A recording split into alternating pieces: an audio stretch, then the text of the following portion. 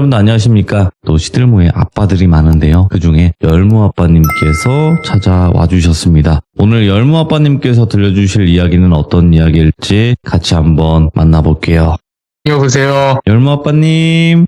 놀밀님 안녕하세요. 아이고 반갑습니다. 네. 자, 오늘 열무 아빠님께서 이렇게 또 찾아와 주셨는데 오늘 이야기도 고민 끝에 좀 결정을 하신 느낌이에요. 예, 이게 와이프 직업 괴담이라고 말씀드려야 되나요? 이제 와이프랑 함께 겪은 일인데요. 네. 일단 저희 와이프 얘기하기 전에 저희 와이프 직업이 정신과 의사예요. 오. 그래서 저희 외조카가 한 번은 저희 와이프 병원에 내원하면서 알게 된 사실을 시들무 때 귀족님들께 말씀드리고자 합니다. 그래서 이 이야기 하기 전에 저희 외조카와 저희 그리고 큰이모 그리고 형한테 동의를 모두 구했다는 점 그쵸. 참고해 주시기 바랍니다. 이 부분이 굉장히 중요하죠. 정신과 의사든 어떤 의사든 간에 이야기를 할 수 없는 부분이잖아요. 그렇죠. 네, 하지만 뭐 가족분들이시기도 하고 전부 다 동의를 받아서 이야기를 들려주시는 점은 다시 한번 또 너무너무 감사드리고, 자, 그러면 어떤 이야기일지는 바로 출발을 좀 해보도록 하겠습니다. 렛츠가! 길이십니다. 열무 아빠예요.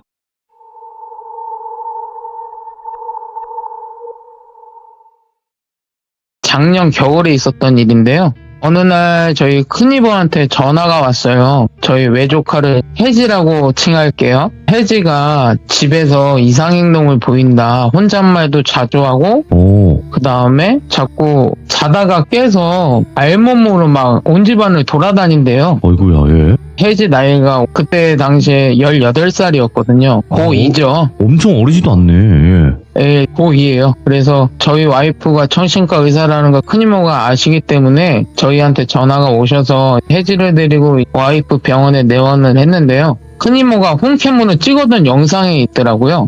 그걸 이제 와이프에게 보여주고 그 다음에 혜지랑 얘기를 하면서 진료가 시작이 되는데, 여기서 와이프가 진단명을 내렸는데 혜지성 인격장애라고, 귀족님들이 아시다시피 이게 다중인격이라고 하죠. 또 다른 인격이 존재하는 거고, 거기에 조현병 초기 정신분열증을 요즘에는 조현병이라고 하더라고요. 맞아요. 조현병이라고 해서 사이코패스나 이런 게 아니고요. 맞죠. 이 정신분열증을 요즘에는 조현병이라고 통합해서 칭한대요. 그래서 일단 그렇게 진단을 내렸고, 그 다음에 혜지가 이런 병명을 가지게 되었잖아요. 그래서 왜 이렇게 됐는지 자초지종을 물어봤어요. 근데 큰이모께서 말씀하시기를 여기서부터 이야기가 시작이 되는데요.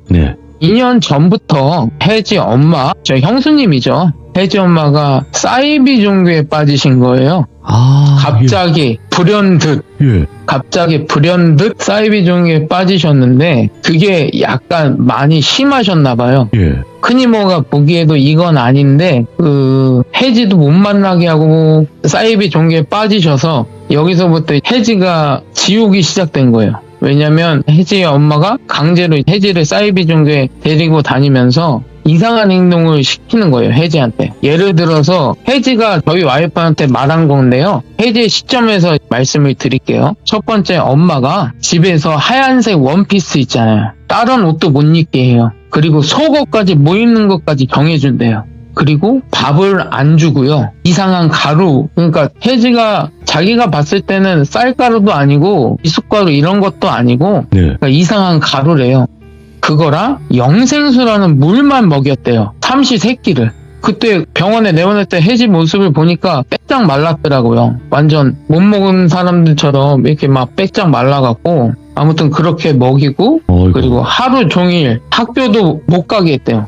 고2인데 학교도 못 가게 하고 친구도 못 만나게 하고 세상과 단절을 시킨 거죠. 그래서 하루 종일 일어나서 잠잘 때까지 그 사이비 종교에 있는 교리라고 하죠. 거기에 교리가 있을 거지 않습니까? 이게 사이비 종교니까. 그것만 가리키면서 집에서도 못 나가게 하고 아무것도 못 하게 하고 그냥 강제로 교육만 시키고 하다 보니까 혜지가 한 번은 엄마한테 반항을 했나 봐요. 왜 그러냐고, 난 이런 거 하기 싫고 학교도 가고 싶고 막지 말라고. 근데 이 시점에서 혜지 엄마가 사이비 종교에 연락을 한 거예요. 애가 사탄에 들렸다. 그러자마자 사이비 종교의 교주와 그 성도들이 와서 여기서부터가 최악인데요. 혜지의 옷을 강제로 타이를 시킨 뒤 이 손바닥으로 있잖아요. 손바닥으로 온몸을 튀면서 기도를 했다는 거예요. 의식을 행했다는 거죠. 사탄을 나가라 내쫓는다는 이러면서 이 맨손바닥 있잖아요. 그거로 막파를 하면서 그리고 또 화가 끝난 뒤 그 사이비 종교 시설로 강제로 데려가서 감금시키고 혜지 말로는 자기가 생각하기에 한 3일인가 4일 동안 아무것도 안 먹였대요. 그러니까 강제로 금식을 시킨 거예요. 그러고 난 뒤에 며칠 후에 혜지가 엄마랑 집을 오게 됐는데요. 그 이유가 혜지 아빠, 곧 저 외사촌 형이죠. 외사촌 형 직업이 항해사예요. 화물선 항해사여서 길면 6개월, 짧으면 2개월 이렇게 바다에 외국에 나갔다 집으로 돌아오는 날이 그 혜지가 집에 간 날인데요. 아빠가 오니까 혜지랑 엄마랑 집에 있어야 되잖아요. 그래서 그날 형이 오고 세 식구끼리 식사를 하는데 여기서 혜지가 부엌에 있는 싱크대로 가더니 여기서 끔찍한 일이 발생을 하는데요. 혜지가 거기서 칼을 뽑아들고 엄마한테 달려드는 거예요. 이때다 싶어서 막 칼을 들고 달려드는데 형이 그걸 말리면서 혜지의 눈빛을 봤는데 이거는 진심으로 사람을 죽이겠다는 눈빛 있잖아요. 진심 어린 눈빛 그리고 살기 그런 눈빛으로 엄마한테 달려드는 거예요. 그래서 형이 혜지를 말리려고 했지만 혜지의 의지가 강한지 그 빼빼마는 여자의 몸에서 나올 수 있는 힘으로 계속 엄마한테 달려드는 거예요. 혜지 엄마는 계속 막 온 집안을 도망다니면서 피하는데도 끝까지 이 사람을 죽이겠다는 의지가 강한지 계속 쫓아다니면서 칼을 들고 막 소리 지르고 근데 그거를 옆에 집에서 다 들은 거죠. 소리 지르고 하니까 혜지 엄마는 계속 살려달라고 소리치고 하니까 경찰이 출동을 한 거죠. 혜진의 집에 와서 이 상황을 듣고 이런 상황이 벌어졌으니 일단 지구대로 다 가족끼리 간 거죠. 네. 지구대에서 혜지가 경찰분들한테 진술하기를 자기가 지금까지 이 사이비 종교 학받은 거 이런 거를 다 얘기를 했고요. 이것 때문에 내가 살라고 엄마한테 칼을 들고 달려들었다. 진술을 했고 이거를 심각하게 들은 경찰관과 그 주위에 아는 사람이 저밖에 없고 저희 와이프가 정신과 의사라는 걸 아니까 저희한테 전화해서 오게 되고 이런 사실을 다 듣고 저희 와이프가 말하기를 혜지가 이런 정서적 학과 그 다음에 성적 학 일단 강제로 옷을 탈의시키고 흘렸잖아요. 이거를 성적 학으로 볼 수 있대요. 이런 걸 보면서 정신분열증이나 해리성 인격장애가 발병된 것 같다. 이거는 약물 치료나 이런 거는 안 되고 입원을 시키셔서 조금씩 치료를 해야 된다. 그치. 근데 어느 부모가 하나밖에 없는 딸을 정신병원에 입원시키기 원하는 사람이 어디 있겠어요. 하나밖에 없는 딸이고 그리고 형 입장에서는 자기가 돈 번다고 바깥으로 나돌아다니면서 딸을 못 보살펴서 이런 일을 겪게 했는데 또 딸을 정신병원에 입원시키자니 이건 달갑지도 않고 하지만 와이프는 강력하게 밀어붙였어요. 이거는 무조건 외래로 와서 뭐 심리치료나 이런 걸로는 절대 안 된다. 이건 입원시켜서 추후 결과를 보면서 약물치료도 하고 여러 가지 치료를 병행해야 일상생활이 가능하다. 이런 얘기를 하고 있는데 와이프 병원 진료실 밖에서 누가 소리 지르고 난동을 피우는 소리가 들리는 거예요. 그래서 일단 나가봤더니 진짜 혜지 엄마랑 혜지 엄마 친정 식구들 있잖아요. 그러니까 혜지한테는 외가 친척이죠. 그분들이 오셔서는 혜지 데리고 가겠다고 아주 악을 쓰시는 거예요. 혜지 엄마는 자기가 그런 일을 겪어서도 혜지를 꼭 데려가야만 한다고 내가 혜지를 데려가서 치료를 해야 된다고 막 소리를 지르면서 난동을 피우는 거예요.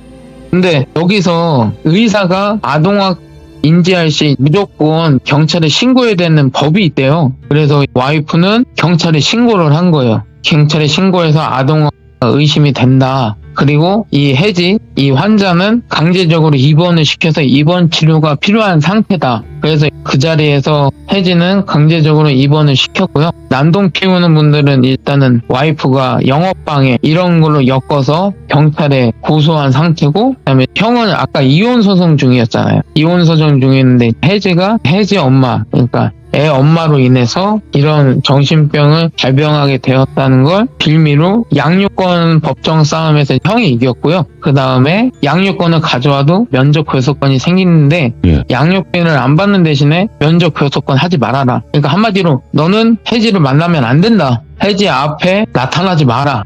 그래서 이혼 소송 중에 이렇게 마무리가 되고, 그다음에 혜지는 약 2개월 동안 저희 와이프 병원에서 약물 치료와 각종 심리 치료와에서 안정이 돼서 큰이모네 지내기로 했는데, 여기서 이야기가 끝나면 참 좋은데 예. 여기서 또 다른 일이 발생을 해요. 뭐냐면 어느 날 저희 엄마한테 큰이모가 전화를 하는 거예요. 그래서 뜬금없이 야 열마 아빠 엄마야, 야 우리 집에서 귀신이 보인다. 갑자기 대뜸 그러셨다는 거예요. 야 귀신이 보여. 전화가 오셨다고 해서, 그래서 저희 어머니가 언니 무슨 말이냐고, 대뜸 무슨 귀신 같은 소리를 하냐고 그랬더니, 새벽에 물을 먹으러 부엌에 나왔는데 혜지방에서 침대 위에서 깡총깡총 뛰면은 침대 스프링이 눌리는 소리 있잖아요. 그 소리가 들려서 혜지방 문을 열었는데, 혜지가 침대에 누워있는데 혜지 배 위에 어떤 여자가 미친 듯이 껑충껑충 뛰고 있었다는 거예요. 미친 듯이 껑충껑충 뛰고 있는데 혜지는 누워서 그냥 잠을 자고 있고, 근데 가관인 게 큰이모가 그 여자 귀신 얼굴을 봤대요. 얼굴을 봤는데 오른쪽 얼굴은 불에 녹아내리듯이 얼굴이 약간 오른쪽은 녹아내렸고, 그 다음에 눈과 입에서는 쌀알 같은 게 계속 떨어지면서 배 위에서 껑충껑충 뛰고 있다는 거예요. 그걸 봤대요. 그래서 부랴부랴 그 다음날 저희 어머니한테 전화가 온 거예요. 왜냐면 어차피 큰이모는 저희 아버지가 무슨 일을 하시는지 아시니까. 그래서 일단은 어머니가 그 소리 듣고 저한테 전화가 왔어요. 너 빨리 큰이모네 가봐라. 야 이렇대더라. 그래서 저는 이게 또 무슨 일인가, 갑자기 무슨 귀신 같은 소리를 하나. 그래서 큰이모네 갔어요. 가서 집안을 둘러보는데 귀신 같은 게 안 보여요. 아니 집안에 귀신이 없어요. 그래서 제가 혜지를 지그시 봤죠? 근데 혜지 정강이 다리에 아까 큰이모가 표현한 그 여자 귀신이 다리를 붙잡고 저를 보면서 쌀알을 이렇게 뱉으면서 씩 웃는 거예요. 씩 웃어요. 요거다. 그래서 혜지랑 큰이모를 데리고 바로 본가로 데리고 갔죠. 이게 큰일이니까 뭐 일반 잡기나 이런 거는 뭐 제가 어떻게든 떨쳐낼 수는 있는데, 이거는 뭐 기운으로 느끼기에는 제가 약간 버거워요. 감당하기 힘들 정도예요. 그냥 이런 귀신은 일반적인 귀신이 아니잖아요. 아니 눈과 입에서 쌀알을 내뿜고 있다? 그리고 얼굴이 녹아내리고 나를 보면 씩 웃는다. 웬만한 잡기는 저를 보거나 이러면 없어지거나 그러거든요. 근데 저를 보고 웃고 혜지 다리를 붙잡으면서 안 떨어지려고 하고 하다 보니까 이게 너무 급하게 생각을 해서 본가에 갔죠. 본가에 가서 저희 아버지께 자초진영을 처음부터 다 얘기했어요. 정신병원에 입원했던 것부터, 그리고 이렇게 치료받고 나오고, 그 다음에 혜지 엄마가 이런 사이비종기에 빠져서 혜지가 이런 고초를 겪었고, 근데 갑자기 큰이모가 집에서 귀신이 나온다고 하길래 집에 가보니 귀신은 없고 혜지 다리에 서있다. 간략하게 설명을 했어요. 근데 아버지가 혜지 다리는 안 보시고 갑자기 혜지를 이렇게 방으로 불러요. 불러서 혜지를 바라보시면서 말씀을 하시더라고요. 뭐라고 말씀하시냐면, 아가 괜찮아. 이 하레비가 너 괴롭히는 거 혼내줄 테니까 괜찮아. 근데 이 하레비랑 약속 하나만 하자. 우리 아가 스스로 죽겠다는 마음은 절대 먹지 마라. 그거 아니야. 이런 일은 네가 잘못해서 일어난 일이 아니고 어른들이 잘못해서 일어난 일이니까, 아가 하레비가 지금 네 다리 위에 있는 거 저 못된 거 있잖아, 빼줄게. 혼내줄게. 그러니 제발 스스로 죽는다는 생각은 절대 하지 마라. 이 말씀을 하시면서 혜지를 꽉 안아주시는데, 거기서부터 혜지가 통곡을 하는 거야. 통곡을 하다 울다가 지쳐서 기절을 하게 돼. 울다가 얼마나 울었는지. 기절한 혜지를 조용히 눕히고, 혜지가 깨어나기 전에 조심스럽게 이게 다리에 붙어있는 영가 귀신을 아버지가 신당 가서 나무 인형을 갖고 오시더라고요. 나무 인형을 갖고 오셔서 혜리 다위에 놓으시고, 그 다음에 방울을 흔드시면서 그 영가를 불러내고, 다윈 연가를 나무 인형에 옮겨 두신 다음에 조용히 그 나무 인형을 가지고 마당으로 하고 있는데 제 귀 속에서 배성이라고 하죠. 소리 지르는 배성, 절규하듯이. 그 다음에 쌍욕이 들리는 거예요, 갑자기. 근데 아버지도 그걸 들으시나 봐요. 그러더니 다시 방울을 흔드시고 계속 뭐라 주문을 외우듯이 막 하시고 그거를 해뜰 때까지 했어요. 그런데 그때까지 불이 안 붙어요. 계속 연기만 나. 근데 어느 순간에 아버지가 신장칼을 드시더니 그 나무 인형을 툭툭 치시는 거예요. 그러고 난 다음에 열마 아빠야 불 붙여봐 그랬더니 불을 붙였는데 불이 붙는 거예요. 거기서부터. 한순간이더라고요. 그 나무 인형이 약간 컸는데 이게 타는 게 순식간에 타더라고요. 타고 나무째를 모아서 아버지가 항아리에 봉인을 하시고 조심스럽게 신당에 갖고 가서 처리를 하시고 혜지가 아침에 일어났어요. 일어나서 혜지한테 아버지가 아가 괜찮아 그랬더니 괜찮다고. 그래 너도 닿지 않냐? 너 다리 위에 뭐가 보이니? 그러니까 안 보여요. 할아버지가 약속 지켰다. 너도 약속 지켜야 돼. 하고 혜지는 큰이모랑 집에 가게 되고요. 그 이후로는 귀신 같은 것도 안 보이고 혜지도 일상생활을 하면서 혜지 엄마 때문에 학교를 못 갔다고 그랬잖아요. 그래서 일단 집에서 검정고시 치러서 고등학교 졸업증 땄고 지금은 그 큰이모의 딸, 그러니까 혜지의 고모죠. 제 친척 동생이고 몽골에서 사업을 하고 있어요. 그래서 이번에 겨울쯤에 혜지랑 혜지 아빠 저희 사촌 형은 몽골로 떠나려고 준비 중입니다. 뭐 이렇게 약간 해피엔딩 아닌 해피엔딩으로 이 이야기는 끝났고요. 이야, 이 이야기를 얘기할 때 저희 와이프가 하는 말이 정신적으로 아프면은 무당을 찾아가거나 혹은 그런 종교를 찾아가잖아요. 그러기보다는 모든 빙의 증상 아닌 빙의 증상 말 예를 들어서 혼잣말 아니면 허공에다가 대화를 한다거나 이상 행동 이게 빙의 현상보다는 정신의학적으로 문제가 있는 경우가 많거든요. 네. 그래서 그런데 찾아가기보다는 의사한테 찾아가는 게 나을 수도 있다.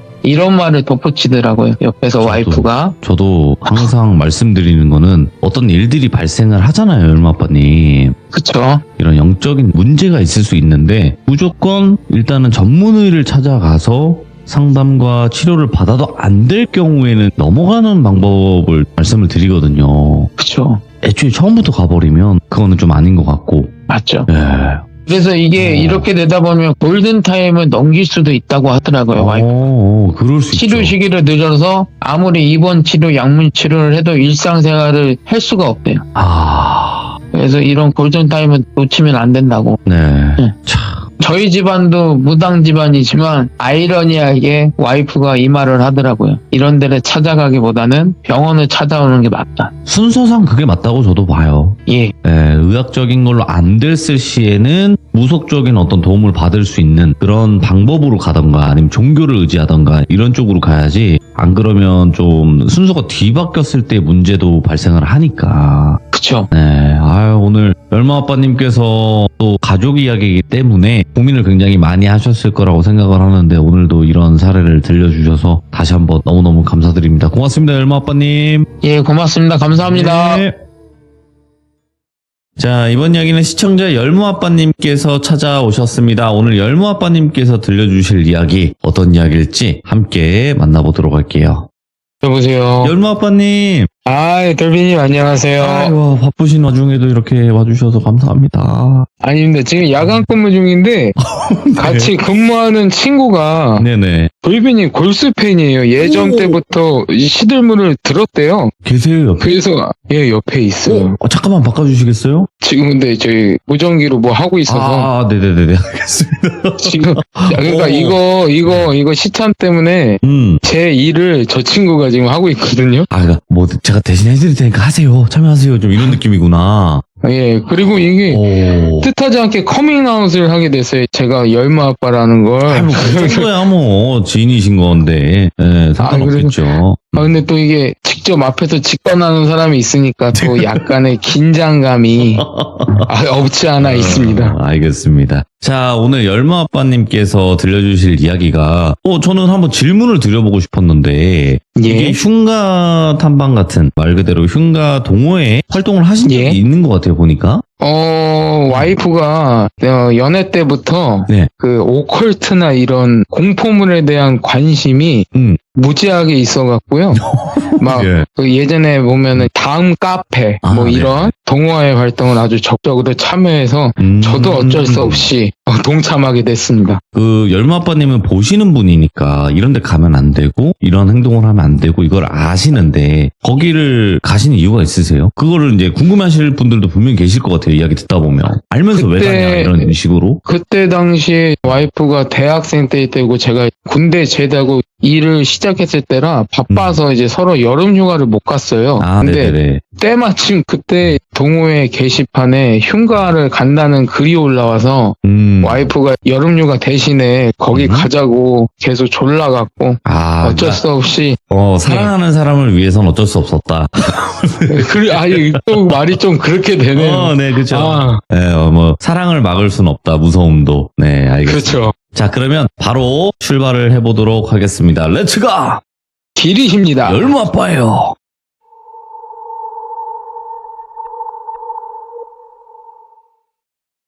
이번 이야기는 2007년도에 있었던 일이고요. 그 흉간 체험할 지역은 강원도 쪽이에요. 오. 근데 2007년도 당시에는 뭐 귀족님들 아시다시피 인스타나 SNS 이런 게 없었잖아요. 그래서 아까 방금 전에도 말했듯이 동호회 활동을 아주 적극적으로, 그리고 와이프는 거의 임원 수준으로 활동을 했었던 당시인데요. 그래서 일단은 와이프랑 이런저런 동호회 활동하다 보니까 그 시기가 여름 휴가 시기에 딱 맞춰졌고, 그래서 우리가 바빠서 서로 여름 휴가도 못 갔으니 여름 휴가를 가자는 형식으로 흉가 체험에 동참해 보자고. 어차피 와이프는 그때 당시에 저희 집안이 무당 집안인 것도 알고 있었고요. 제가 영가를 본다는 것도 알고 있었고요. 근데 원망스러웠지만 어쩔 수 없지 않습니까? 일단은 저도 그 흉가 체험에 참여하기로 했습니다.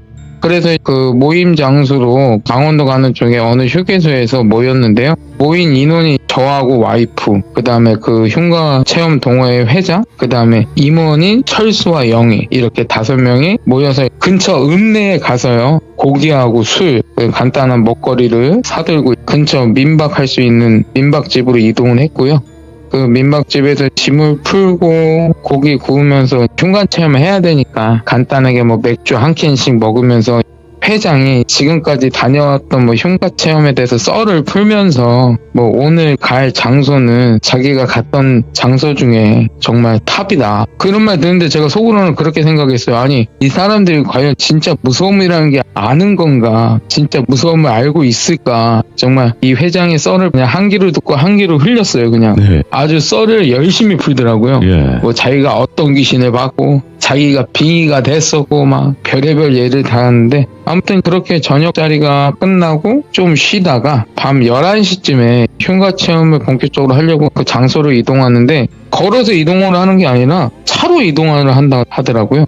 그 근처가 저기 장소인 줄 알았더니 그게 아니라 그 자리에서 술을 안 먹었던 임원 중에 영희가 술을 안 먹었길래 그 초가집 뒤쪽으로 조금 올라가 보니까 귀족님들 아실 거예요. 그 선악나무라고 아시잖아요. 선악나무가 그 마을을 수호하는 수호신 역할을 하고 신령한 힘이 깃들고, 그리고 또 선악나무는 애군을 쫓는다고 해요, 원래. 그리고 쉽게 말하자면 그 오래된 나무에 5색의 천들이 이렇게 걸쳐져 있으면 그게 분명 선악나무거든요. 아무튼 그래서 그 선악나무를 발견했는데 그 선악나무 앞에 제가 딱 섰어요. 근데 왠지 모를 듯한 그런 힘 있잖아요.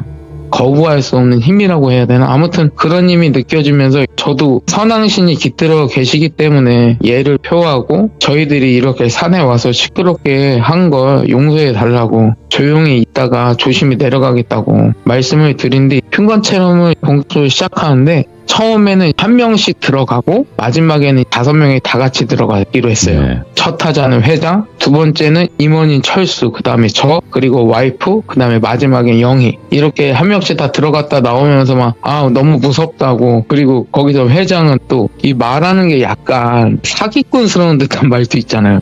뭔가 허황되게 나오면서 나 이상한 기분이 들었다, 막 한기가 들었다, 뭐 저쪽에 귀신 있는 거 아느냐 막 이러면서 했는데, 제가 속으로는 아니 이쪽에 귀신이 없는데 무슨 귀신 신 하나 까먹는 소리 하는지.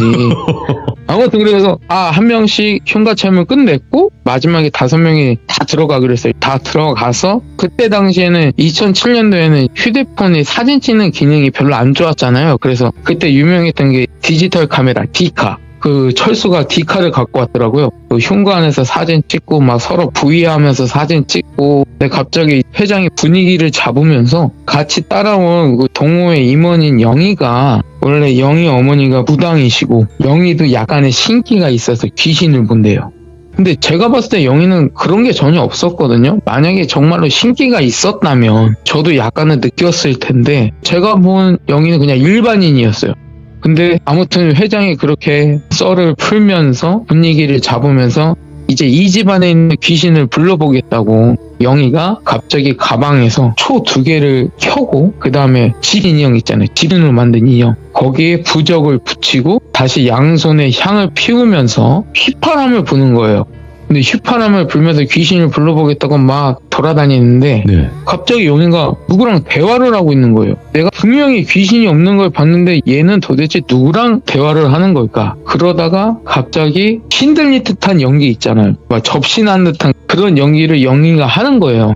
난 속으로 그냥 이게 무슨 또 회장과 이렇게 모의를 해서 우리를 겁주려고 하는 거구나 뭐 이렇게 생각을 했어요. 그래서 그냥 어디까지 가보나 지켜봤거든요. 막 신들린 연기를 하고 내가 어디서 죽었고 영희가 막 이상한 소리를 하고 그리고 끝났어요. 끝났는데 갑자기 회장이 그 부적 붙은 치신형 있잖아요. 네. 그거를 들고 아까 제가 봤던 선악나무 쪽으로 가는 거예요. 그래서 아니 도대체 왜 저기를 갈까? 왜 저기를 가지 않는데 갑자기 회장이 그 지신형 붙들고 선악나무 앞에서 우리들한테 야 이게 무당나무라고. 이 무당나무니까 아까 그 지신형 있잖아요. 어디서 갖고 온지 모르겠잖아요. 못이랑 망치를 꺼내더니 그 선악나무 앞에 그 지신형을 딱 박는 거예요. 오!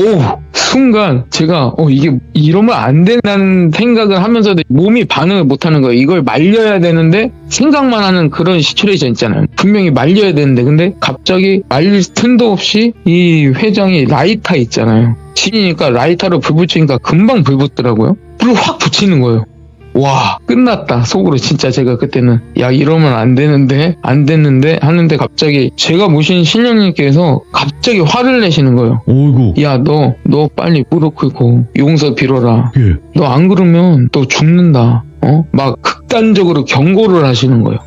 그래서 일단은 그렇게 그 짓거리가 마무리가 되고 철수와 영희하고 회장은 다시 흉가로 들어갔고 그 틈에 제가 와이프한테 그랬어요. 너 진짜 묻지도 따지지도 말고 지금 무릎 꿇고 진심을 다해서 용서를 구해라. 지금 우리가 이렇게 벌였던 짓에 대해 용서해달라고 진심으로 용서를 구해라 하면서 저희 둘 다 무릎을 딱 꿇었는데요. 제 귀에서 그 호통치는 소리가 들리면서 가위 늘리듯이 몸이 굳어지는 거예요. 굳어지면서 제 눈앞에 하얀색 도포라고 하죠. 하얀색 도포를 입으신 할아버지가 나타나시는데 저희를 빤히 쳐다보시는 거예요. 예. 그냥 아무 이유 없이 빤히 쳐다보는데 그 순간 막 숨이 막히는 거예요. 온몸이 굳어지면서 막 숨이 막히고 공황장애 오듯이 갑자기 숨 막혀지는 거 있잖아요. 그랬듯이 숨이 막혀지는데 제 신령님이 나오시더니 선한신께 부탁을 하시는 거죠. 이 어리석은 것들 아무것도 모르고 했다. 그리고 얘들이 한 게 아니지 않느냐.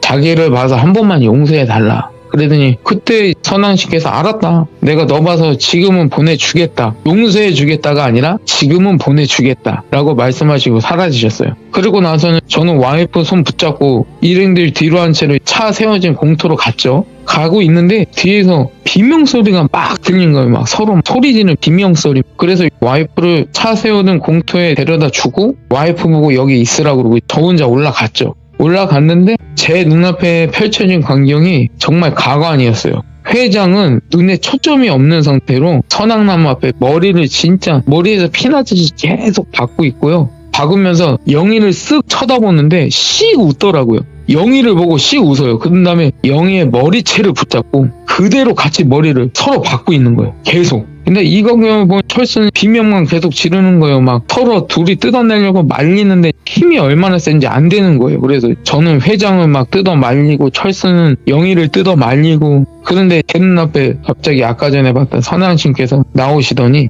철수와 영희를 손으로 가리키시는 거예요. 이렇게 가리키시고 사라지시더라고요. 그러고 난 뒤 회장은 초점 없는 눈이 정신이 돌아오면서 정신이 들었고 영희는 뜻하지 않게 머리를 계속 박으면서 머리를 다쳤잖아요. 회장도 다쳤고. 그래서 일단 저는 회장을 들쳐왔고 철수는 영희를 들쳐왔고 차가 세워진 공터로 같이 내려왔어요. 내려왔는데 와이프가 그 광경을 봤잖아요. 갑자기 119에 신고를 하더라고요. 왜냐면 회장과 영희 머리 상처가 약간 깊더라고요. 피가 안 멈춰요. 차 안에 있는 티슈를 꺼내서 이렇게 닦아내도 차 안에 있는 수건 갖다 머리를 이렇게 대도 피가 계속 나니까 일단 와이프는 119에 신고를 하고 영희하고 회장을 차에 앉혀놨어요. 앉혀놓고 119 구조대 오기만을 기다리는데 여기서 정말 영희가 갑자기 저희를 보고 씩 웃더니 자기 스스로 머리로 차 유리창 있잖아요. 원래 유리창은 잘 안 깨지거든요. 스스로 머리로 차 유리창을 딱 깨는 거예요. 깨졌어요. 머리를 박더니 차 유리창이 깨지고 그러더니 회장을 쓱 또 봐요. 회장을 보면서 씩 웃더니 회장 머리를 붙잡고 그대로 유리창에 딱 회장 머리를 박으면서 유리창이 또 깨지더라고요. 서로 다 머리로 유리창을 깬 거죠. 이제 난리가 난 거예요. 그전에도 나무에 머리를 부딪히고 상처를 입었는데 심지어 차 유리에다가 머리를 박아갖고 유리창을 깨갖고 머리 상처가 더 심해진 거죠. 근데 때마침 다행히도 119 구조대가 왔어요. 와서 구급대원 분들이 회장과 영희 상태를 보고 긴급하게 이송을 했고 병원으로 응급실에 도착을 했는데 이게 약간의 찢어진 듯한 상처가 아닌 것 같았어요. 그래서 둘 다 응급수술에 들어갔어요. 둘 다. 약간 머리를 크게 다쳤나 봐요. 그래서 그 수술 들어간 두 사람을 기다리고 있는데 근데 갑자기 경찰관들이 저희한테 오시는 거예요. 그래서 무슨 영문인가 했더니 병원 측에서 응급실에서 이게 폭행 사건인 줄 알고 이게 폭행 사건 일어나면 의무적으로 경찰에 신고를 해야 된다고 하더라고요. 그래서 저희 셋 다 신고를 한 거죠. 이건 무조건 폭행 사건이다. 그래서 그 경찰분들이 지구대까지 같이 가자고 해서 지구대 가서 지금까지 있었던 일 있잖아요. 진술을 했어요. 뭐 우리가 어느 흉가 동호회 사람들인데 오늘 흉가 동호회 흉가 체험하러 왔다. 그래서 이런 일이 벌어졌다. 우리와는 무관한 일이다. 이 상황에서 폭행도 일어나진 않았고 저 두 사람이 스스로 한 거라. 근데 스스로 했다 하기에는 상처가 너무 깊잖아요. 그리고 그 경찰관들이 믿지도 않을 것이며 스스로 머리를 맞고 스스로 머리로 차 유리창을 깼다는 게 경찰관들이 믿지도 않을 거고 해서 계속 진술이 이어져 가는데 진술이 이어갈 때쯤에 연락받은 회장 아버님 어머님하고 그 다음에 영희 어머님만 그 지구대에 오셨어요. 오셔서는 안동을 부리시는 거죠. 아니 왜 그딴 데를 가서 이 사단이 일어나느냐. 막 저는 멱살까지 잡혔어요. 철수도 멱살 잡히고 와이프는 여자니까 손은 안 대고 철수하고 저하고는 멱살 잡히고 막 쌍욕 먹고 그러다가 와이프가 보다가 아니 거기 흉가 가자는 건 회장이 가자고 했고 뻘짓을 한 건 영인데 왜 우리한테 그러냐 막 소리 지르면서 그 낭동을 중재하는데 경찰서에 전화가 온 거예요. 응급수술이 무사히 마쳤다고 어서 오시라고 보호자도 오셔야 된다고. 그래서 그 부모님들도 병원 가시고 저희도 할 말 다 했고 그 뒤에 조사가 이루어지면 따로 연락이 갈 거라고 돌아가라고 훈방 조치하더라고요. 아무런 증거가 없으니까 뭐 경찰서로 막 그거에 대해서 얘기하는 것 같았어요. 그리고 막 전화로 굿당을 예약하고 이제 저희는 할 일이 없잖아요 거기서. 그래서 철수는 집으로 돌아가고 저하고 와이프는 그 근처 모텔에서 일단 잠을 자고 다음날 아침에 본가로 갔어요. 집으로 안 가고. 왜냐면 이 두 사람이 지금 당한 일이 있잖아요. 솔직히 무서운 거예요. 저 진짜 무서웠어요 그때. 그래서 일단 살 길은 아버지한테 가는 거밖에 없다라고 생각해서 와이프 손 붙잡고 본가에 갔죠. 근데 본가에 갔는데 그 문 앞에서 아버지가 못 들어오게 하시는 거예요. 못 들어오게 하고 저희를 보시더니 지금까지 뭔 일 있던지 빨리 말해라 그랬더니 흉가 체험부터 그리고 제가 선앙나무 본 거부터 그리고 선앙신을 뵌 거부터 그리고 이 회장이 몹쓸 짓을 한 거부터 그리고 이 두 사람이 그것 때문에 다친 것까지 다 얘기를 했더니 그 자리에서 그 시골에 그 쌀이 빗자루 있잖아요. 아, 네. 그거 맞으면 진짜 아프거든요. 그리고 그게 잘못 맞으면 여기 긁혀갖고 엄청 아파요. 근데 그거 갖다가 제가 거의 죽도록 맞았어요. 그 문 밖에서. 그러더니 아버지가 일단은 신장칼을 가지고 오시더니 툭툭 치시고 집 안으로 들어왔어요. 네. 들어와서 급하게 어디 전화를 하시는 거예요. 그러더니 그 제사상 도와주실 분들 3명이 오셨어요. 저는 모르는 분인데 3명이 오셔서 저희 본가 마당 앞에 딱 그 제상을 차리고 아버지는 단정하게 무복 갈아입으시더라고요. 그러더니 이제는 제를 시작하시는데 저하고 와이프는 딱 중앙에서 무릎 꿇고 딱 있었어요. 근데 아버지가 제를 하시는 도중에 저하고 와이프 뒤를 보시면서 갑자기 큰절을 하시는 거예요. 왜 큰절을 하시지? 하고 나서 제 눈앞에 제가 봤던 선왕씨께서 딱 서 계시는 거예요. 근데 여기서 와이프도 그걸 봤어요. 나중에 말했는데 와이프도 그걸 봤더라고 하더라고. 정확히. 그러니 와이프가 그 자리에서 선왕신을 보고 거의 통곡을 하면서 손이 발휘되도록 막 빌더라고요. 용서해달라고. 제발 용서해달라고. 자기가 그러려고 했던 건 아니라고. 정말 용서해달라고. 하지만 선왕신은 저희를 그냥 빤히 쳐다보시고 그냥 사라지셨어요. 아무 말 없이. 근데 그 신당 안에 계시던 할아버지가 갑자기 나오시더니 너희가 갔던 데가 어디냐고. 강원도라고. 가자고. 거기로 가자고. 그 선악나무 있던 데로 가자고 해서 아버지하고 할아버지하고 저하고 와이프하고 그때 제상 차려두신 그 3명 총 7명이 우리 흉가 체험했던 데로 갔어요. 가서 다시 그 선악나무 앞에 정성스럽게 제상을 올리고 이번에는 할아버지가 제를 올리시더라고요. 그게 1시간, 2시간, 3시간 될 때쯤 갑자기 할아버지가 큰절을 하시는 거예요. 그래서 큰절을 해서 제가 제 앞을 보니까 선악나무까지 이렇게 선왕신께서 딱 서 계시더라고요. 네. 근데 또 똑같이 뻔히 저희를 쳐다보세요. 저하고 와이프를. 그래서 할아버지가 선왕신께 이 어리석은 것들 한 번만 자비를 베풀어서 용서해달라고. 정말 용서해 주시면 다시는 이러지 않겠다고. 저희를 봐서라도 이 정성을 봐서라도 한 번만 자비를 베풀어 달라고. 아무 말 없이 쳐다보시는 선왕신께서 저희에게 좋다.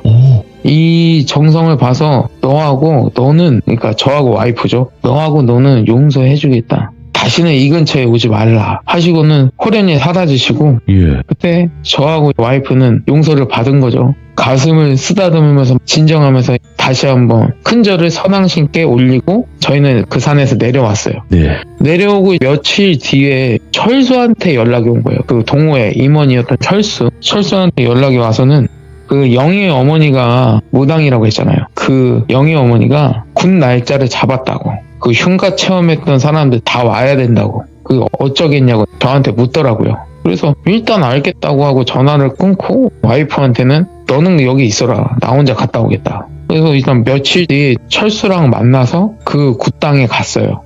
굿당에 가서 영희 어머니를 만났는데 영희 어머니가 저희를 보시고는 무릎 꿇고 대기를 하래요. 내가 무릎 꿇을 일이 없는데? 그래서 저는 저는 그냥 굿판 구경하러 온 거지 아무 뜻 없다고. 저 신경 쓰지 말고 굿 진행하셔라 말했더니 이 싸가지 없는 놈이 어디 신령님들 앞에서 싸가지 없는 행동을 하냐고. 어서 신령님께 와서 무릎 꿇고 예를 표하라고. 제가 그때 보기에는 신령님이라고 불릴만한 존재가 없었거든요. 그 굿당에는. 제가 보기에는 주관적인 입장으로선 제 눈에는 그런 게 보이지 않았어요. 근데 누구한테 예를 표하라고 하는 건지 참 난감하더라고요. 난감하기보다는 하찮아 보였어요. 영희 어머님의 행동이. 근데 제가 계속 무릎 꿇고 막 예를 표하지 않으니까 그 옆에 굿당에 굿판 도와주시는 분들 있잖아요. 그중에 남성분들도 몇 명 있었어요.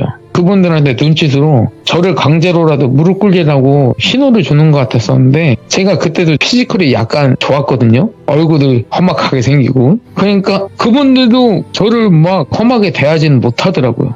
그래서 그냥 저는 무릎 꿇지도 않고 그냥 서서 당당히 굿판을 진행되는 걸 보고 있었거든요. 근데 제 눈앞에 펼쳐진 광경이 이게 무슨 굿판인지 몰랐어요. 그냥 일단 회장하고 그 영희 있잖아요. 그 두 사람한테 그 이불만한 부적 있잖아요. 엄청 큰 부적. 그거를 덮고 그 위에 쌀을 붓는 거예요. 막 쌀을 붓고 그리고 그 영희 어머니는 춤을 추고 신장칼인지 뭔지는 모르겠지만 어떤 칼을 들면서 막 춤을 추면서 굿을 진행하는데 갑자기 왔다고. 이 몹쓸 게 왔다고. 근데 제 눈앞엔 보이진 않았어요.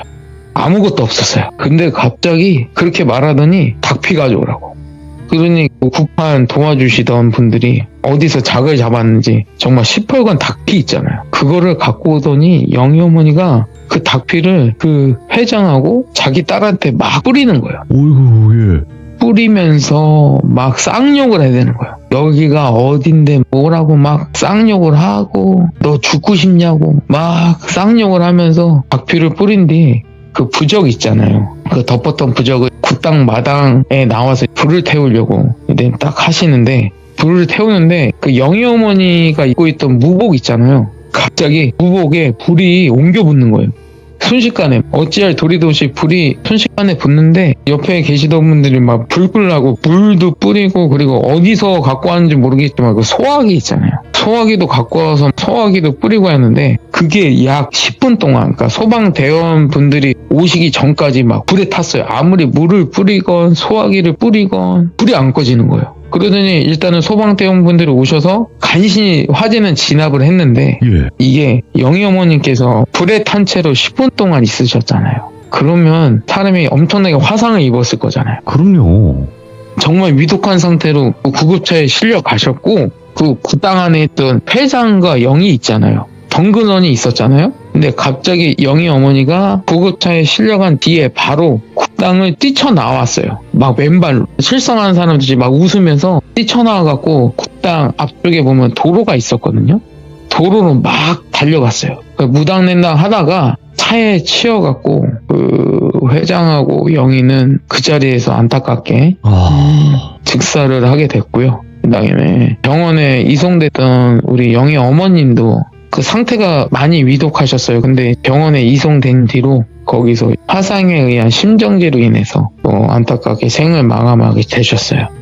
근데 이거 보면서 따지고 보면 이 흉가 체험 때 참여했던 회장과 영희 말고 저희 셋은 무사했잖아요. 네. 근데 얼마 뒤에 철수한테 연락이 왔어요. 또 갑자기. 그래서 연락을 받았어요. 그랬더니 철수가 아니 그 회장님 부모님이 원래 자그마한 공장을 운영하셨대요. 공장을 운영하셨는데 왠지 모를 화재가 발생해서 그 안에서 일을 하고 계시던 회장 어머님하고 아버님도 거기서 같이 일하셨나 봐요. 다른 분들은 별로 안 다치셨는데 어머님하고 아버님이 그 자리에서 화재로 인해서 안타깝게 또 생을 마감하게 되셨어요. 그리고 철수도 일하다가 크게 교통사고가 나서 지금 병원에 입원해 있다는 거예요. 진짜 그 소리 듣고 제가 처음에 시참했을 때 흉가 갔을 때 많이 위험하다고 했잖아요. 근데 지금은 흉가 체험보다는 힘이 깃든 그 신령한 곳에서 이 두 사람이 불경스러운 짓을 한 거잖아요. 선을 넘는 정말. 그래서 신의 분노를 사서 이런 일이 발생했잖아요. 흉가에서 귀신을 도발하는 것보다 신령한 힘이 깃든 장소에서 불경스러운 짓을 하면 야 정말 이런 불상사가 생기는구나. 이때 정말 깨달았어요. 와, 정말 비극적인 무섭더라고요. 결말이죠. 결말 자체도 지금. 정말 깜짝 놀랐어요. 만약에 진짜 할아버지가 나중에 말씀해 주셨는데요. 네. 우리가 거기 강원도까지 가서 그 죄를 안 올렸다면 너희는 며칠 안 돼서 너희도 저 사람들이랑 똑같은 운명이었을 거라고. 그리고 우리들도 똑같은 운명을 맞았을 거라고. 너희뿐만이 아니라.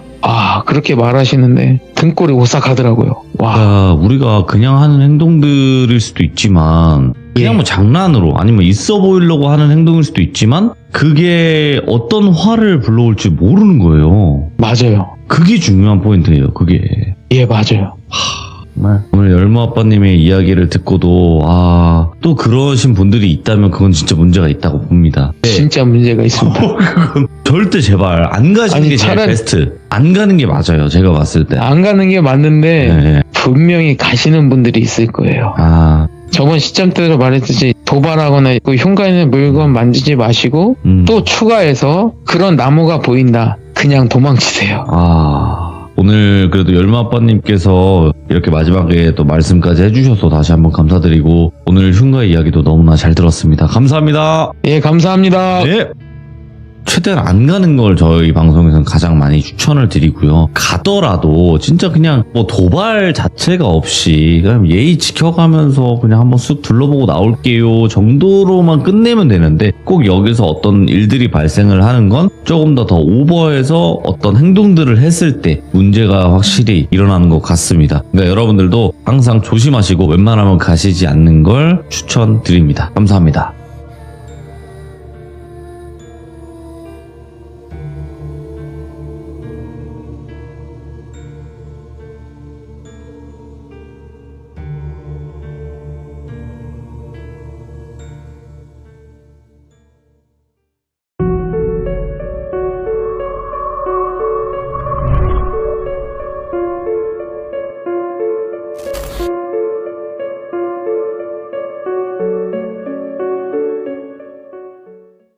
자, 안녕하십니까. 이번 이야기 시청자 사람탄님께서 시들모에 처음으로 방문을 해주셨습니다. 오늘 사람탄님께서 들려주실 이야기는 어떤 이야기일지 같이 우리 함께 만나보도록 할게요. 안녕하세요. 안녕하십니까. 네, 잘 들리시나요? 너무 잘 들리고 목소리가 굉장히 좋으신데요? 돌비님한테 목소리 칭찬을 듣다니. 오, 잠깐만. 어떻게 해. 이거 목소리 좀 차분하고 부드럽다라는 소리 안 들어보셨어요, 살면서? 아니요, 근데 제가 선생님 같은 일을 하고 있어가지고. 선생님 네. 같은 일은 뭐지? 무튼. 좀 네, 가르치는 일을 하고 있어요. 그러니까 이게 좀 더 부드러울 수밖에 없다. 네네네. 아니, 그건 아니고, 그냥 말투가 약간 네. 달라지게 된 거죠, 일하면서. 그럴 수 있죠. 자, 오늘 사람탄님께서 이렇게 오신 이유가 세상 살면서 어릴 적을 다 누구나 겪어오는데 기억이 안 나는 딱 그 끊겨버린 구간이 있다라고 하셨어요. 네, 맞습니다. 근데 그 구간에 정말 많은 일들이 있었을 것 같고 그 이야기를 안 할 수가 없었을 텐데 자, 그러면 어떤 이야기일지 바로 출발을 해보도록 하겠습니다. 렛츠고! 길이십니다. 사람탄이에요.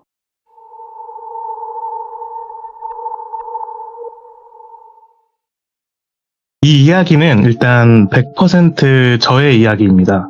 저는 일단 나이가 돌비님하고 또래예요. 오. 근데 저희 나이쯤 되면은 네. 아시겠지만 어제는커녕 오늘 아침 먹은 것도 약간 가물가물하거든요. 그쵸? 너무 뼈를 맞아가지고 아파요. 예. 근데 저는 이상하게 어릴 때의 기억이 되게 선명해요. 그러니까 특히 어린이집 다닐 때와 초등학교 때 기억이 되게 선명하거든요. 어느 정도냐면 제가 어린이집에 같은 반이던 5명의 이름 그리고 선생님의 이름과 얼굴까지 다 기억을 할 정도로 되게 그때의 기억이 선명하거든요. 그런 경우 있더라고요, 진짜. 네. 네네네. 근데 제가 그때 90년대죠? 90년대 이야기를 들려드릴게요. 제가 들려드리는 이야기의 배경은 대부분 해가 떠있는 낮에 벌어지는 일들이고요. 이제 이야기를 시작하겠습니다. 저는 외아들이고 저의 부모님은 맞벌이를 하셨어요. 어머니는 중학교 선생님이고 아버지는 사업을 하셨거든요. 그렇기도 하고 저는 또 몸이 되게 왜소했어요. 제가 건강이 되게 안 좋았는데 보통 남자아이들이 학교에 입학할 때가 되면은 보통 25kg에서 35kg 정도가 되거든요, 몸무게가. 근데 제가 17kg였어요. 그 나이 때. 그리고 당시 몸이 너무 약해서 365일 감기를 달고 살았는데 코가 항상 막혀있고 목이 부어 있었던 상태였으면서 눈도 안 좋아서 되게 알이 두꺼운 안경 있죠. 그거를 끼고 다니던 아이였어요. 예. 근데 제가 어린이집을 다녔을 때는 어린이집이 왜 아파트 단지 안에 있는 어린이집이 있거든요. 그런 어린이집을 다녔었는데 제가 그때를 기억해보면 항상 제 감정과 고민은 심심함이었어요. 심심함. 나의 모든 세상이 이 아파트 단지가 전부였던 거예요. 그러다가 제가 드디어 초등학교에 입학하게 됩니다. 근데 초등학교는 버스로는 한 2정거장 되는 거리고 어린아이 걸음으로 한 20분에서 25분 정도 되는 거리였는데 등굣길은 엄마가 출근하시면서 저를 태워다 주셨고 하굣길은 제가 훨씬 학교가 먼저 끝나니까 걸어서 집까지 가게 되었는데 그게 전 너무 신났던 거예요. 제 세상이 아파트 단지 안에서 그만큼이나 커진 것. 다른 길로 집에 가면 어떨까라고 생각을 한 거예요. 그럼 제 세상도 그만큼 넓어지는 거고 못 보던 것들도 볼 수 있게 되니까 그날 그 생각을 학교에서 했는데 집에 갈 때까지 너무 두근거리는 거예요. 그 탐험을 할 생각에. 근데 그 당시 90년대는 제가 서울에 살았었는데 서울이라고 해도 큰 길에서 조금만 옆으로 빠져도 굉장히 허름한 건물과 길들이 되게 많았어요. 그래서 제가 그날은 학교를 하면서 처음으로 큰 길에서 오른쪽 골목으로 빠져서 그 골목길로 들어가게 됩니다. 근데 그 골목이 생각보다 좀 넓었어요. 그게 술집이 있는 거리였는데 술집 골목이 낮이라서 되게 조용한 편이었는데 제가 왜 그 길을 딱 술집 골목으로 기억하냐면 그 콘크리트 바닥에 요새는 깨끗하지만 그 당시만 해도 바닥에 좀 야한 사진 같은 게 있는 명함들이 바닥에 쫙 깔려 있었어요. 막 사람들이 막 뿌린 그거 기억하시는 분들도 계실 거예요. 명함들. 근데 그것만으로도 저한테는 되게 충격적이고 재미가 있었거든요. 그러다가 그 길 좀 더 깊숙이 들어가니까 엄청 큰 간판을 달고 있는 나이트 클럽이 있었어요. 오? 근데 그 나이트 클럽이 문을 닫아가지고 폐 나이트 클럽이 되었는데 제가 그 건물을 들어가려고 했는데 문이 잠겨 있어서 들어가지는 못했고 그 건물 뒤로 가면 공터가 있었는데 그 공터에 아시는 분들은 계실지 모르겠지만 나이트클럽에서 쓰는 큰 소파들이 있어요. 방마다. 근데 그 나이트클럽이 문을 닫으면서 그 소파들을 그 공터에다가 다 내놓은 거예요. 근데 그냥 내놓은 게 아니라 그 소파들을 되게 높게 얼기설기 쌓아서 높게 쌓아서 올린 거예요. 아, 근데 어린 제 눈으로 봤을 때 그게 엄청나게 높고 엄청나게 딴 세상이었어요. 그래갖고 와 내가 이 산을 정복하고 싶다라는 생각에 처음엔 거기를 기어 올라가요. 예. 근데 조금만 올라가도 너무 흔들리고 떨어질 것 같고 그러니까 그거는 포기하고 제가 그 안을 기어서 들어가 보기로 해요. 얼기설기 있으니까 공간들이 있을 거 아니에요.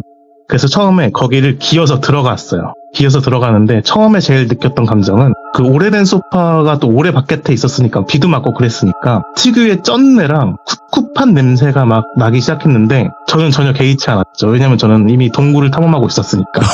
예. 너무 신났거든요. 그러다가 그 안에서 어떤 조금 약간의 공간을 발견했는데 거기서는 제가 설 수 있었어요. 서고 심지어 거기 의자가 있었는데 의자에 앉아서 소파에 앉아서 다리를 뻗을 수도 있었어요.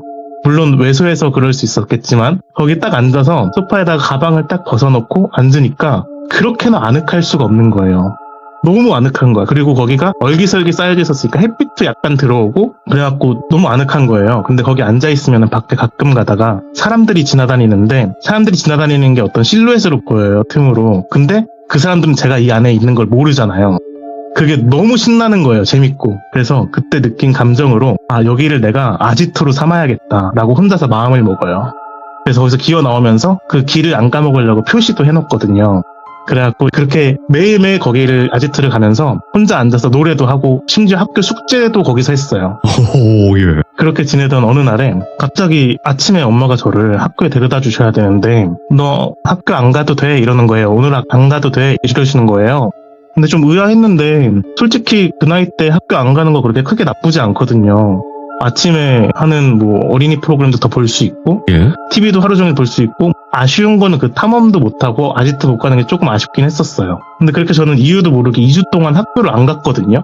근데 의아하게 그 기간 동안에 저희 엄마도 학교로 출근을 안 하시고 집에 같이 계셨어요. 그러다가 한 2주쯤 지나서 엄마가 이젠 학교 가도 돼 이러면서 아침에 저를 학교에 데려다 주신 거예요. 뭐지? 예. 그래서 저는 또 아무렇지도 않게 다시 아지트도 들르고 다시 저의 탐험 생활이 시작됐죠. 근데 그때 왠진 기억이 안 나지만 제가 발톱이 빠져가지고 굉장히 절뚝절뚝거리면서 온 동네를 돌아다녔던 기억이 나요. 근데 그렇게 탐험의 재미를 알게 된 저는 어느 날 또 학교에서 생각을 해요. 아, 내가 처음 다른 길로 갔는데도 이렇게 재밌는 게 있었는데 또 다른 길로 가면 얼마나 재밌는 게 있을까 이 생각을 하게 된 거예요. 예. 그래서 이번에는 큰 길에서 오른쪽 길이 아니라 왼쪽 길로 한번 빠지게 돼요. 그래서 이렇게 왼쪽 길로 걸어가고 있는데 근데 이번에는 별로 재미가 없는 거예요. 거기가 조용한 주택가였거든요. 가끔 개 짖는 소리만 나고 그래갖고 여기는 별로네 이 길로는 안 가도 되겠다 하고 걸어가는데 어떤 특이한 집이 눈에 딱 띄게 돼요. 되게 컸었거든요. 근데 그 큰 집은 울타리가 이렇게 쳐져 있었는데 울타리 밖으로 안에서부터 크게 나와 있는 빨간색이랑 하얀색 깃발이 걸려 있었어요. 그리고 좀 더 가다 보니까 그 집이 양문형 대문이었는데 대문 가운데에 빨간색 페인트로 어떤 문양이 그려져 있었는데 지금 생각하니까 이게 한자로 만자가 써져 있던 거였어요. 무당집이죠. 지금 생각하니까 무당집이지 그때는 그런 거 모르니까 그냥 신기한 집이다 이렇게 생각을 했었어요. 그리고 거기를 이렇게 구경하고 있는데 갑자기 문이 띡 하고 열리더니 어떤 할아버지가 걸어 나오셨는데 그 할아버지가 개량 한복을 입고 계셨고 하얀색 머리도 새하였는데 짧지는 않았던 게 이렇게 뒤로 넘기셨거든요. 그래갖고 뒤로 깔끔하게 정리된 좀 멀끔한 할아버지였어요. 그 할아버지가 이렇게 나와서 주위를 이렇게 두리번 하다가 저랑 눈이 마주쳐요. 근데 그 당시에는 왜 그랬는지 모르겠는데 그 할아버지가 굉장히 무섭고 저는 절대로 도망가야 된다는 생각이 머리를 지배해요. 우와, 예. 막 온몸에 털들이 다 곤두서는 그 느낌을 지금도 잊지 못할 정도로 엄청 소름이 돋는 느낌이었거든요. 그래서 저는 그 할아버지랑 한 4-5걸음밖에 거리가 안 됐었는데 바로 뒤로 돌아서 미친 듯이 도망을 가요. 제가 왔던 길로. 그리고 그 길에서 나와가지고 큰 길로 집에 가면서 내가 다시는 저 길로 다시는 가지 않겠다. 이렇게 다짐을 한 거예요. 그리고 그 다음날에는 큰 길로 그냥 집에 가는데 똑같이 또 문방구도 열고 또 슈퍼도 열고 이러면서 인사하고 이렇게 집에 가는데 큰 길 인도 한가운데 그 하얀 할아버지가 서 있는 거예요. 근데 그때가 하굣길이어서 큰 길이기도 하고 사람들이 되게 많았거든요. 저희 학교 애들도 많았고 뭐 상가 근처라서 사람들도 많았고 버스들도 많이 다니고 이런 큰 길이었는데 그 할아버지가 딱 서 있는 걸 되게 멀리서 봤는데 그 할아버지만 다른 배경과 동떨어져 보이고 이질적으로 보이는 거예요, 저한테. 그리고 저는 본능적으로 알았어요. 저 할아버지가 나를 기다린다. 이거를 본능적으로 알았던 거예요. 저 할아버지가 나 때문에 저기 서 있는구나. 이렇게 딱 알고 제가 먼저 그 할아버지를 봤으니까 저는 바로 옆에 있는 상가로 숨어 들어가요. 숨어 들어가서 그 상가에서 계단으로 올라가면 그 큰 길을 내려다볼 수 있거든요. 창문으로. 그래서 그 창문 밑에 숨어가지고 벌벌벌벌 떨었어요. 막 손을 벌벌벌벌 떨었거든요. 그리고 진짜 얼마나 지났는지 모르겠는데 그 창문을 조심히 그 밑에서부터 살짝 밖을 내다보니까 한참 뒤였는데 그 할아버지가 안 보이는 거예요. 그래갖고 이제 집에 가도 되겠다 그러면서 그 길로 집으로 갔죠. 그리고 또 다음 날이 됐는데 그 할아버지를 제가 만날까봐 이번에는 그 큰 길 들어가자마자 이 상가 들어가서 창문으로 밖에 보고 또 건너편 상가 들어가서 밖에 보고 이러면서 천천히 집에 가요. 그러다가 오늘은 없나 보다 하고 그냥 걸어가는데 중간에 사람들이 많이 서 있는 버스 정류장을 지날 때부터 누군가 저를 뒤에서 따라오는 느낌이 계속 드는 거예요. 누가 따라온다 이 생각이 드는데 뒤를 못 돌아봤어요. 무서워서. 그러다가 큰 길을 지나서 저희 집 쪽으로 가는데 누가 제 어깨에 손을 탁 이렇게 올리는 거예요. 그래서 저는 거의 반사적으로 팩 하고 뒤를 돌아보니까 그 할아버지였어요. 하얀 할아버지. 그 할아버지가 저를 되게 무서운 눈으로 위에서 아래로 이렇게 딱 내려다보고 있는데 저는 저도 모르게 그때 다리에 힘이 풀려가지고 그 자리에 주저앉았거든요. 주저앉아서 그 할아버지 이렇게 올려다보는데 그 할아버지가 저를 계속 이렇게 노려보는 거예요. 그러다가 시간이 얼마나 흘렀는지 모르겠는데 갑자기 눈에 힘이 딱 풀리더니 그 할아버지에 갑자기 저를 마주보고 이렇게 쭈그리고 앉으셨어요. 저를 마주보고 딱 앉으신 거죠. 그러더니 양손으로 제 양쪽 팔뚝을 이렇게 잡더니 꾹꾹 누르기 시작하시는 거예요. 갑자기 제 팔뚝을 꾹꾹 누르는데 그 힘이 제가 느끼기에는 제가 아프다거나 괴롭다거나 이런 느낌이 아니라 이 사람이 좀 열심히 나를 주무르는구나 라고 생각이 들 정도의 힘이었어요. 그래가지고 제가 그 상태에서도 그 할아버지가 저를 계속 뚫어지게 보는데 저는 눈을 피했거든요. 무서워서. 근데 제가 그 상태에서도 계속 손발에 힘이 안 들어가고 벌벌 떨고 있었는데 어느 순간에 갑자기 피가 확 돌면서 따뜻해진다는 느낌 아시나요? 알죠. 왜 손에 전기 오게 한다고 꽉 쥐었다가 피통하게 했을 때 그 느낌이 온몸에 확 도는 거예요. 그러면서 제 긴장이 확 풀리면서 제가 힘을 탁 빼니까 그 할아버지가 저를 양쪽 손으로 주물러 주시던 그 손 그대로 이렇게 세워주시면서 괜찮니? 이렇게 물어보시는 거예요. 근데 제가 딱 그 순간을 절대 잊지 못하는 이유가 하나가 있어요. 제가 제 기억상으로는 살면서 딱 일어섰을 때 그 순간에 처음으로 코로 숨을 쉬었던 순간이었어요. 코가 뚫리면서 그때 맨날 막혀있던 코로 처음으로 숨을 쉬었거든요. 그래서 되게 기분이 좋다고 상쾌하다고 느끼고 있었는데 할아버지가 저한테 이름을 물어봤어요. 너 이름이 뭐니? 그래서 저는 저는 똘비예요 이렇게 대답을 했거든요. 근데 그 할아버지가 저한테 이렇게 사탕을 꺼내서 쥐어주시면서 우리 집 어딘지 알지? 심심하면 놀러와 이러면서 저한테 사탕을 쥐어주셨는데 청포도 사탕이었어요. 그래서 그 할아버지는 그렇게 가시고 저는 거기서부터 집에 가면서 그 사탕을 까먹는데 그 사탕이 너무 달고 맛있는 거예요. 제가 원래 코로 숨을 못 쉬어가지고 사탕같이 입에다가 뭘 물고 있는 걸 잘 못했어요. 침도 막 흘리고. 그런데 그런 상황에서 코로 처음으로 숨을 쉴 수 있게 되면서 먹는 사탕이 그렇게 맛있을 수가 없었어요. 그리고 그날 집에 가서 그 할아버지가 자꾸 생각이 나는데 제일 의문이었던 거는 내가 그 할아버지가 뭐가 그렇게 무서워서 피해 다녔을까라는 생각이 계속 드는 거예요. 그 할아버지가 무섭게 생긴 것도 아니고 나한테 막 소리를 지르거나 한 것도 아닌데 너무 무서워서 도망 다녔던 제가 이해가 안 가는 거예요. 이틀 동안이나.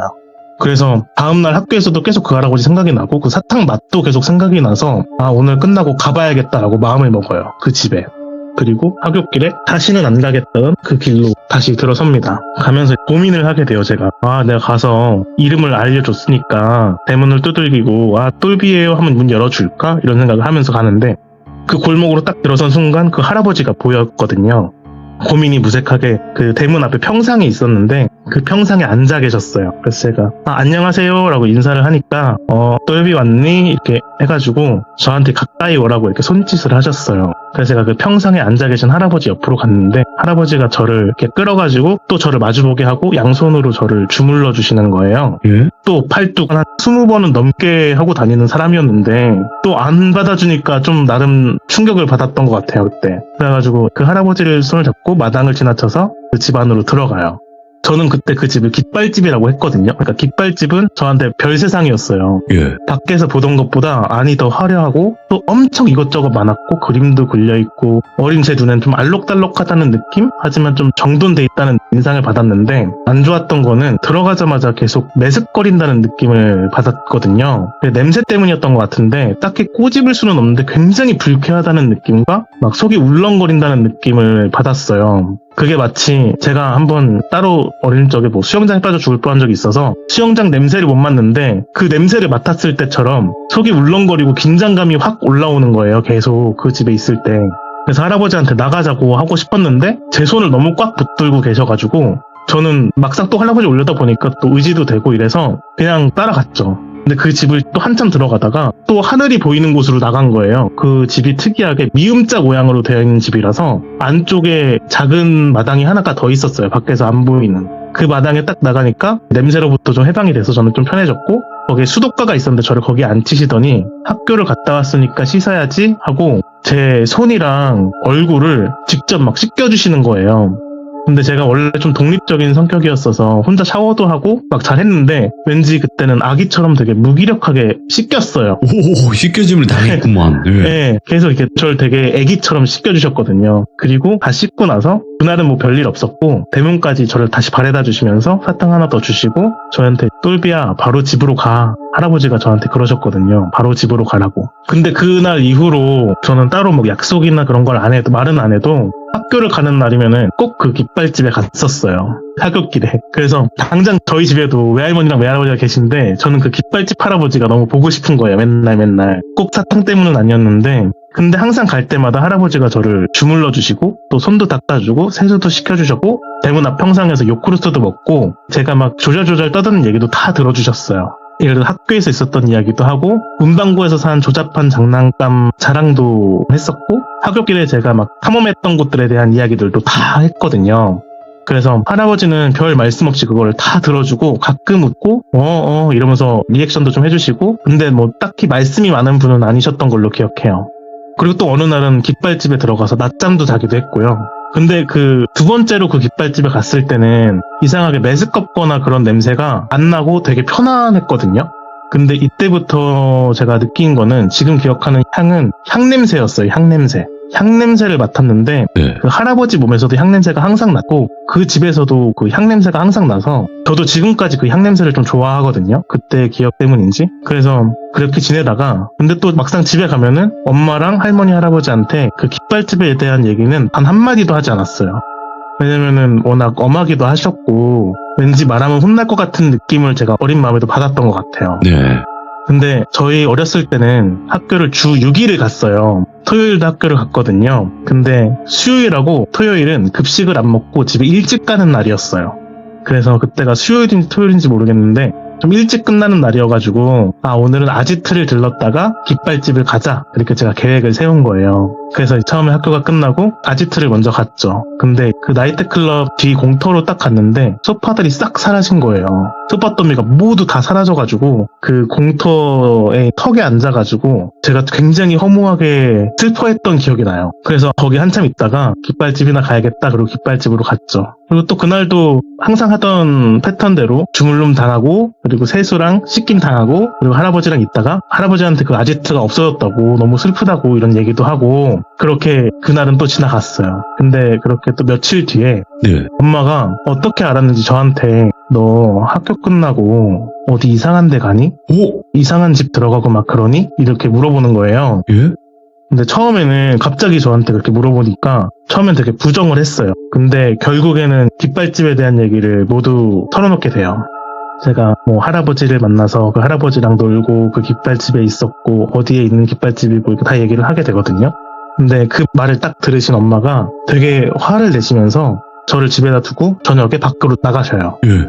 그리고 며칠 뒤부터 제가 학교가 끝나면은 교문 앞에서 픽업차가 오는 태권도장을 엄마가 억지로 등록하게 시켰거든요. 그래갖고 학교 끝나면은 그 픽업차 타고 태권도장을 갔다가 어머니가 그 태권도장에 데리러 오면은 바로 집으로 가고 약간 이 생활이 반복이 돼서 깃발집을 못 가게 돼요. 탐험도 못 하게 되고 그렇게 2학년이 되고 저는 이사를 하게 돼요. 그리고 깃발집에 대한 그림도 서서히 사라지게 되죠. 그리고 이사를 가던 시기부터 제가 좀 달라지게 돼요. 달고 살던 감기가 싹 사라졌고 말라있던 제가 약간 소화비만 정도까지 살도 찌고 키도 커요. 그리고 말이 두꺼운 안경도 벗게 되고 성격도 되게 산만했었는데 차분해지게 되거든요. 그리고 나중에 고등학교쯤 됐을 때 생각이 나가지고 그 깃발집을 찾아갔었는데 버스를 타고 더 이상 그 집에는 깃발이 걸려있지 않게 돼요. 그리고 또 잊고 지내게 되죠. 그러다가 또 시간이 흘러서 제가 군대를 갔다 와서 전역하고 엄마랑 단둘이서 술을 마시면서 이야기를 할 기회가 생겨서 막 이 얘기 저 얘기 하다가 제가 문득 그 깃발집에 대해서 물어봐요, 엄마한테. 혹시 초등학교 1학년 때 그 일 기억나? 이러면서 물어보니까 엄마가 진짜 한참 동안 생각을 하시다가 말이 없다가 저한테 그때 정말 많이 힘들었다 하면서 그때 이야기를 해주세요. 와, 어머니 시점이다, 이제. 네, 이제부터는 저희 어머니의 기억이에요. 어린 외아들이 몸도 약한데 성격이 너무 어디로 튈지 모르는 애라서 학교에 입학하는 게 너무 걱정이 되셨대요. 왜냐면은 애가 빈집에 혼자 들어가는 게 걱정이 된 거예요. 집에 들어가는데 아무도 없는 게. 그래서 저 때문에 외할머니랑 외할아버지를 집에 모시게 돼요. 저 집에 들어갔을 때 혼자 있지 말라고. 그리고 아빠는 사업 때문에 항상 밤에나 들어오시니까. 근데 항상 퇴근하고 오셔가지고 제가 집에다가 벗어놓은 옷 같은 거를 보면은 너무 더럽고 살짝만 들어도 모래가 후두두둑 떨어지고 냄새도 엄청나게 났다고요, 제 옷에서. 그래서 애가 학교 끝나고 심심하니까 놀이터에서 뒹굴다가 오는갑다 생각을 하고 별로 신경을 안 쓰셨대요, 처음에는. 그러다가 어느 날부터 제가 조금씩 달라지기 시작했대요.